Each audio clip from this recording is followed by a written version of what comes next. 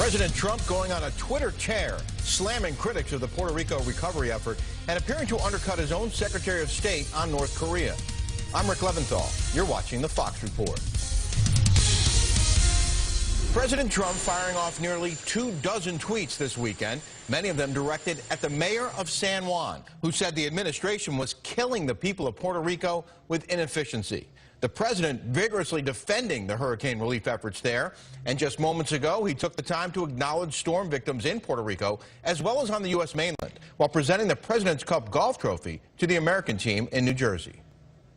We have it under really great control, Puerto Rico, and the people of Florida who have really suffered over this last short period of time with the hurricanes.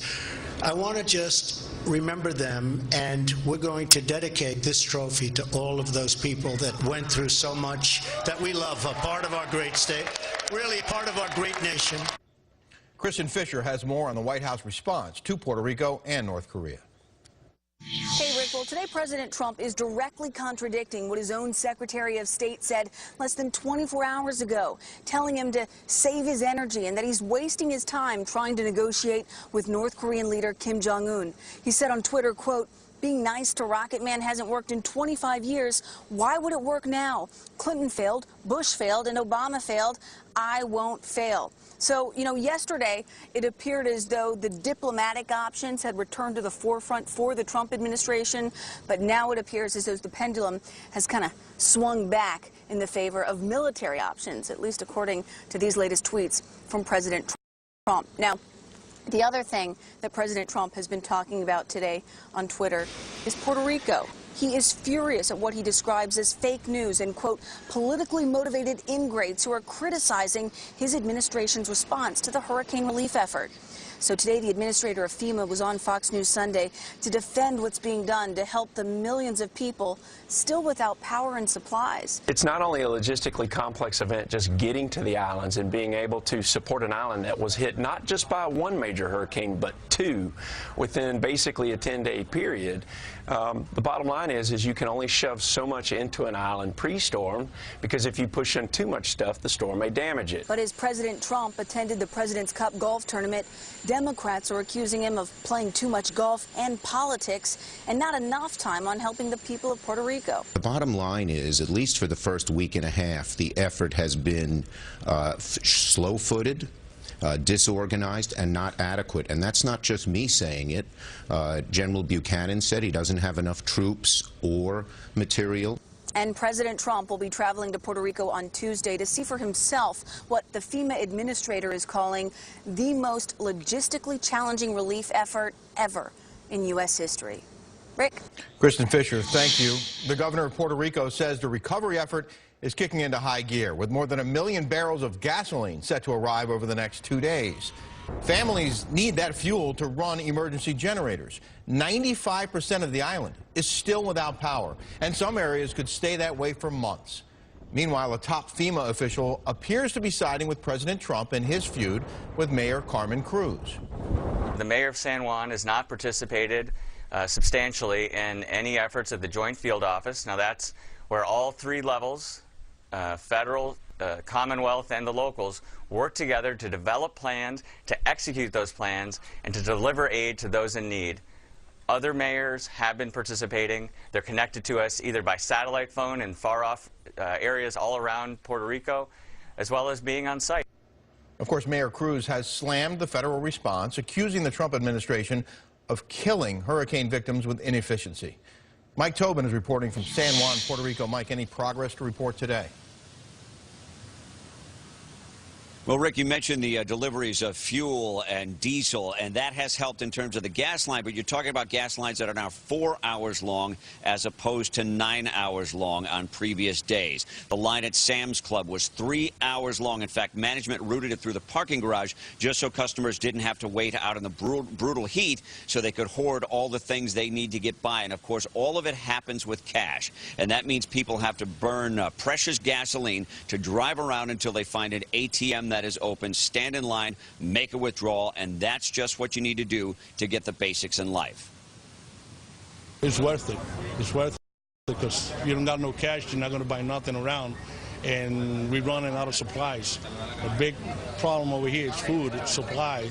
Gas is not a problem, but food, supermarkets are running out of food. You know, and I just went in food shopping and there's nothing there. And it's just sad. Another sign of progress, flights have returned, commercial flights have returned to the international airport here in San Juan. Rick? And Mike, what more do we know about the neighboring islands of Puerto Rico? Well, you know, we got our first look at the neighboring islands. Just off the east coast of the big island of Puerto Rico, you have Vieques and Culebra. And we got to look at it through the lens of cameraman Martin Jimenez, who got on a helicopter and got a tour of both of the islands. What we see is damage very similar to what we see in the big island. A lot of trees down, a lot of wind damage. On Vieques, the Red Cross says 150 homes have been destroyed. The good news is they know of no loss of life on either two of those islands related to the storm. In Culebra, residents tell us the damage there is mostly superficial, but the concern still goes back to power on the big island. That is because electricity comes from the big island. The clean water is pumped from Puerto Rico, the big island, to Vieques, and then pumped to Culebra. So until power gets back to normal on the big island, life on the small islands won't return to normal. And we heard from the Army Corps of Engineers, it's going to be a while till we see the grid operating normally here. Mike Rick? Tobin in San Juan. Mike, thank you. He was one of the most famous inmates in the world, and now O.J. Simpson is a free man. The former star running back, acquitted of double murder in the trial of the century, was later convicted in a Las Vegas armed robbery case. He was released this morning after serving 9 years in a Nevada prison.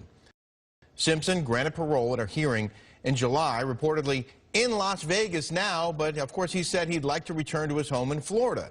The Attorney General there says he's not welcome. We've gone back, we've listened to that entire hearing, his laughing during the hearing, and we've also looked at his, other than his just complete lack of remorse, he wants to come to Florida and golf all over our state, and I don't want that to happen. Claudia Cowan is live in Reno, Nevada. Claudia, the Nevada Department of Corrections seemed to scoop everyone on this.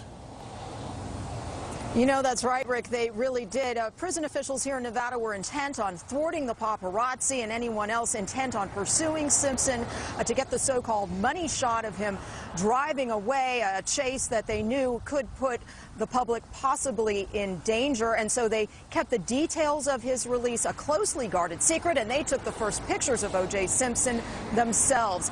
Take a look. Here's a picture of Simpson signing some final paperwork, and then just a few minutes after midnight, they gave him the cue to walk out of prison. Come on out. Okay. He was whisked away in a black SUV, taking boxes of personal effects that had his name on it, including clothes and a hot plate, so that nobody could sell those items later on eBay. At his parole hearing in July, Simpson said he wanted to live in Florida, but prison officials there say they still haven't received any paperwork for his transfer. And as we just heard, Florida's Attorney General Pam Bondi is fighting to keep him out. Now, if he does end up there, Bondi is asking all Floridians to keep their cell phones handy. And if they happen to see O.J. Simpson getting drunk or stepping out of line in any way, to send pictures to her, presumably to use as evidence that he is violating the terms of his parole. Wow. Rick? I understand the family of Ron Goldman weighed in today as well, Claudia. That's right, they did, Rick. You know, the Goldman said that they respect the Nevada Parole Board's decision to release O.J. Simpson, and that they knew this day was coming, but they did issue a statement today saying that it's still difficult knowing he will be a free man again. That's a quote. They also say they'll continue to pursue the $33 million judgment awarded in the civil trial, which found Simpson liable for the death of their son Ron and Simpson's ex-wife Nicole Brown, a judgment that, because of accrued interest over all this time, has grown to about $60 million. Rick? Claudia Cowan reporting live in Reno, Nevada. Claudia, thank you. Right now, ISIS claiming responsibility for a deadly knife attack at a train station in southern France. And in western Canada, another apparent terrorist attack. We have the latest developments on all of these incidents next on the Fox Report.